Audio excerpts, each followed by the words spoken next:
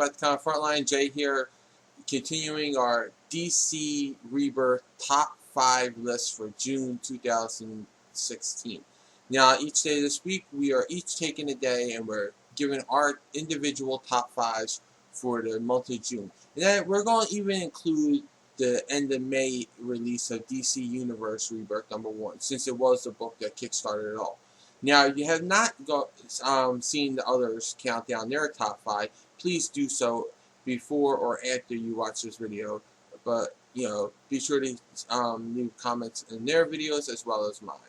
Now, on to my top 5. Along with our top 5, we are also given our worst or least favorite. Personally, I didn't dislike any Rebirth title so far, so this would be my least favorite, and that is Batman Rebirth #1.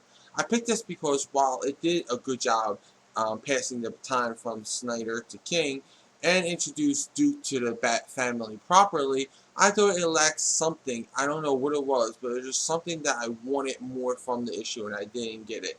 And I think I would have preferred maybe if Damian brought Duke in or something to that nature, given that their connection during the Robin War. This was a good issue, but I thought the rest of the titles just deliver something more for me. And now for the top 5. Number 5 is Superman #1. No surprise that Superman title is on the top of my top 5 list. The reason why I picked this issue is because of Jonathan Kent. This issue had a nice emotional depth to it for John, where my heart broke for the kid. He learned a lesson the very hard way when he used his powers after his parents told him don't use them, and he killed the hawk that grabbed his cat and his cat along with it, with his heat vision. Now, this one act scared the kid.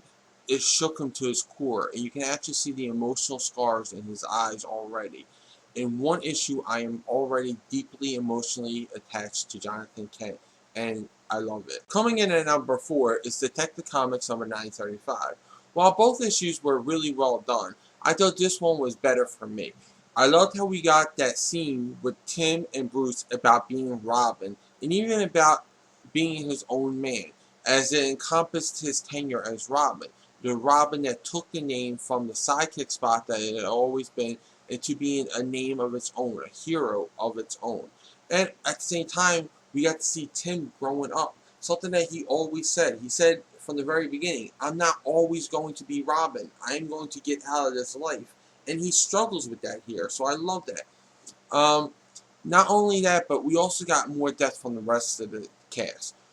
From the relationships between Cassandra, Stephanie, and Tim that brought me back to the Premium 52 in just one page, to Clayface wanting to be more human again and get his humanity back some, to Batwoman's father being better than I have ever read him before. I cannot even wait to see him and Alfred face off, because they're both the mentor father figures in these characters' lives, and they take very different approaches to the same goal. So I can't wait to see that moment. Coming in at number 3 is Wonder Woman #1.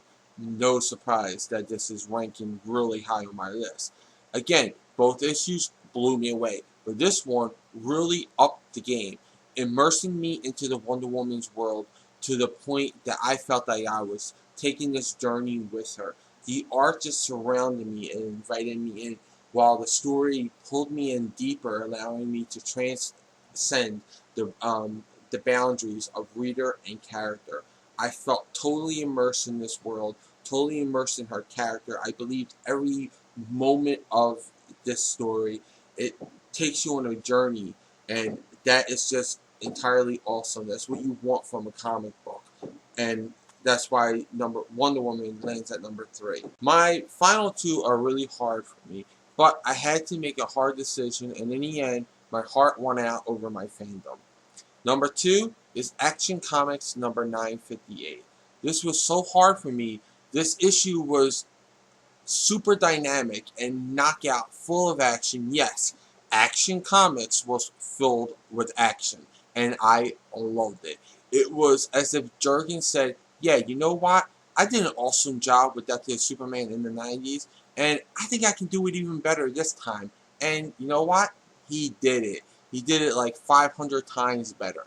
I love the art. the story, it was all flawless. I felt like I got the Death of Superman and the Reign of Superman all in one action-packed issue that just was so intense and thrilling that I just loved every single page, every single moment, every panel, every pixel. I just loved it all. Alright, the number one spot is the DC Universe Rebirth Special number 1.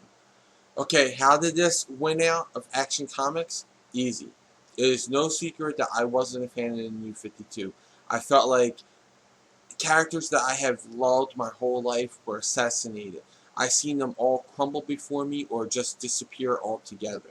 And in one issue, it all comes back. With the crack of lightning, we get to see the JSA, the legacies, the loves, and the friendship all rekindled.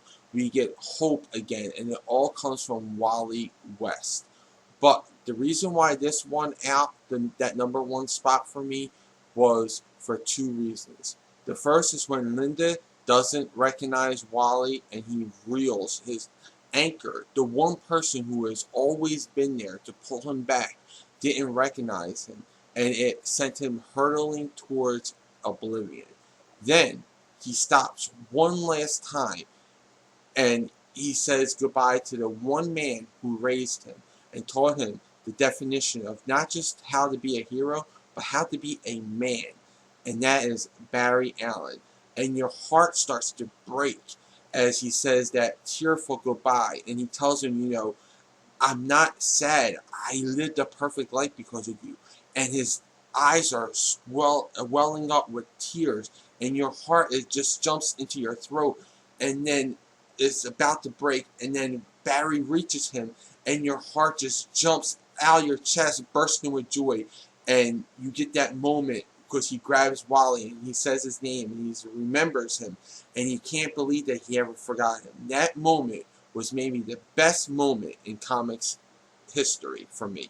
Jeff Johns redefined the DC Universe in that one scene. He captured all of our thoughts and emotions right there. That is why it is my number 1 pick for me. Well, those are my thoughts. Now I want to know yours in the comments below. Also, like this video, subscribe to Comic Frontline. Check out and subscribe to my channel, The Comic Book Theater. Check out comicfrontline.com, the site, for all the latest previews, reviews, news, and interviews, along with fun, unique features with daily updates. And don't forget to like and follow me, The Comic Book Theater, Media Menace, and Comic Frontline on Facebook, Twitter, Google+, and download Frontline Live every week on iTunes for free. I'll include all these links in the description below. Until then, I'll catch you in the next review.